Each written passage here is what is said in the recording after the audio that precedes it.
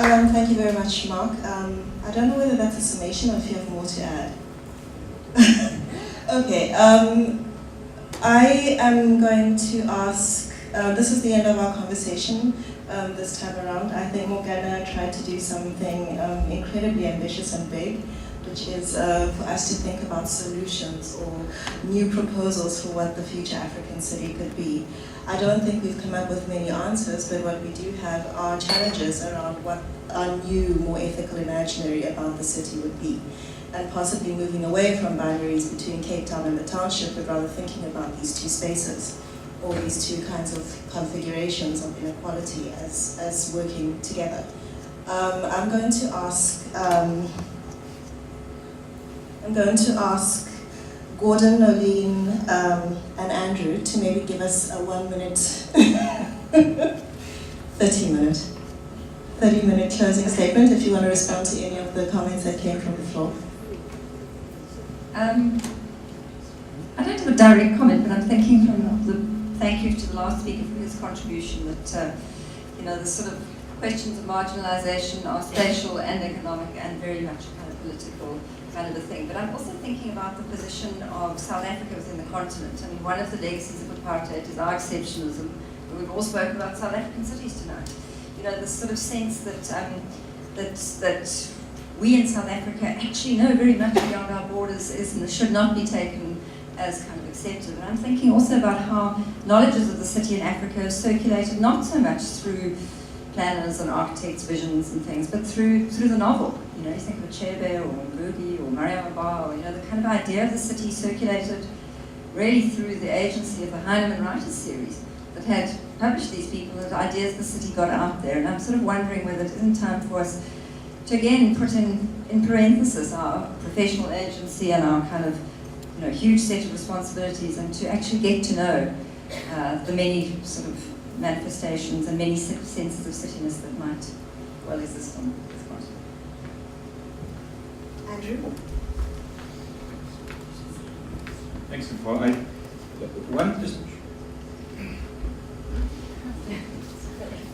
A lot of very interesting both comments and questions have come up tonight. I can't do justice to them. So I just want to reflect on the discussion on VPUU that has come up here tonight. And the point I want to make is that I'm all for sort of critical dissection of everything and anything. I think what we've got in our city, we've got to give ourselves a little bit more credit for. Now, I'm not talking about VPUU. That's not the point. The point is that there's another 500 local projects that I can think of out there that are doing innovations, that are being led by a whole bunch of very interesting people. I think, in the World Design Capital Bid book, there's 300 projects that are referenced there. VPUU is one. Okay?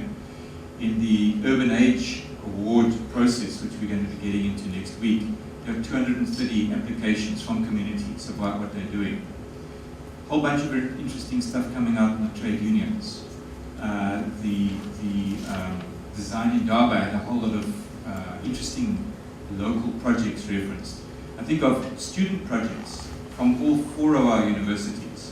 Some probably inconsequential, others very, very interesting.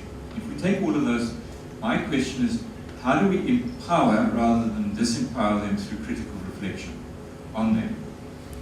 And how do we try, the ones that are making a difference, how do we bring them to scale?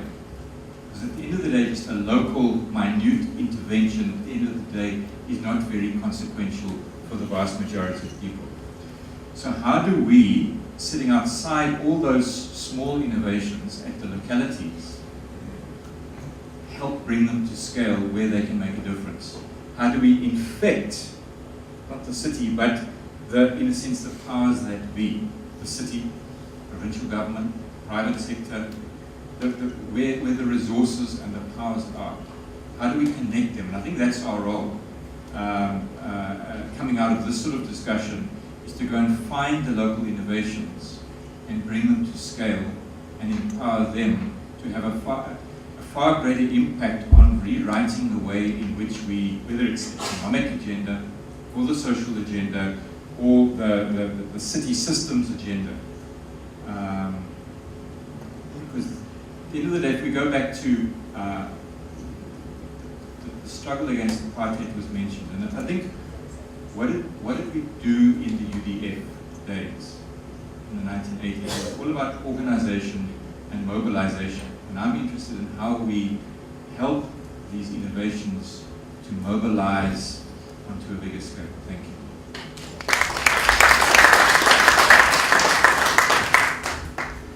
I'm taking home with me a few key words, besides pleasure and interest.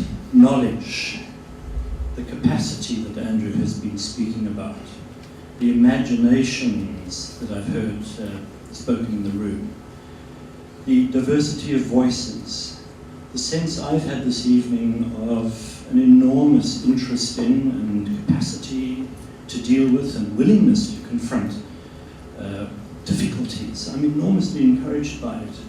And I think it's appropriate to end really by thanking McKenna for bringing us together in this kind of venue. There may indeed be 500 projects out there. We don't have them all represented in this room, but I think we're on the way to creating a conversation that's going to be transdisciplinary, cross-disciplinary, involve young minds, old minds, lovers and losers. And this is the most wonderful start, McKenna. Thank you for bringing us together. It's in the nature of conversation that's only towards the end that we get to find out what we're really talking about. But it's very, very productive, and I'm energized and a little bit humbled, I think, by what I've been listening today, and enormously encouraged by thought and the prospects for action.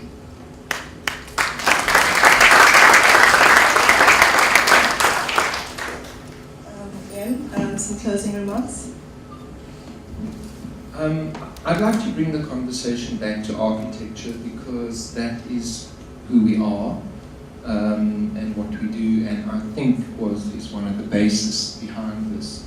And in a sense, although I don't agree with Joe, I do agree with Joe.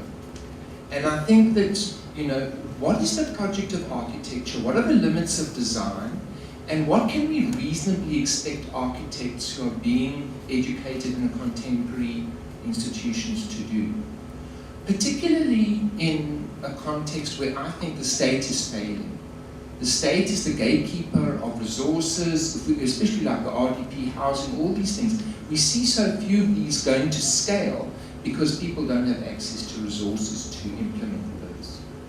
But the other one is, this question of interdisciplinarity, which in a modern sense assumes there's a discipline. And teaching in the academy, one kind of wonders, what is the discipline? I wonder what's foundational knowledge, because all these things are being contested, and we in some kind of way engage these because we're designers and we're drawn into them, but we're not really skilled to do that. So I think there's, at some point, if the discipline and the profession and education doesn't take a deep, hard look and decide what it is we're doing, we're just going to be responsive. I mean, I think that the kind of questions that came from the floor, 10 years ago wouldn't come to architects. But maybe they do need to come to architects, but then we have to say it's not a discipline anymore in the way that was previously considered.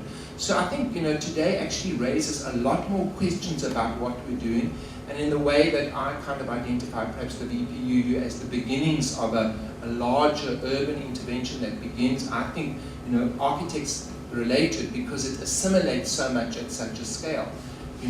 We really have some critical thinking to do in terms of where we're moving towards and where the discipline is going.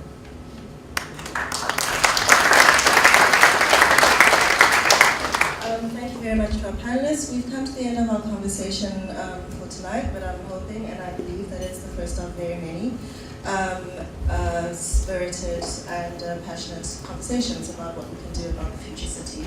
I'm going to invite Morgana to come and make some closing remarks to all of us. He's been very quiet throughout most of the conversation. Morgana? Uncharacteristic. I really don't have much to say, except to thank the audience for their presence, their participation, their sharp questions, their insight, to thank my colleagues and all the comments that they've made. I certainly have learned a lot today, but also to say that this event, as we structured it, was not designed to have a preconceived outcome. We were intentionally transdisciplinary, though I think it was overly weighted by architects, so the next event I'll sort out the speakers. But really, it's really about trying to foster a culture of dialogue and discussion, and really that the best idea should win, not necessarily the loudest voice. And I think it's about trying to surface marginalized voices which perhaps have something to offer in terms of shaping the city of the future. And I think that voice is not just the people standing on the stage, but it's the voices of everybody out there in the audience. So thank you very much. I hope to see you at our next event. We don't know what the next topic will be. Let's keep the conversation going, because if we talk, that's the first step to solving our problems. Thank you.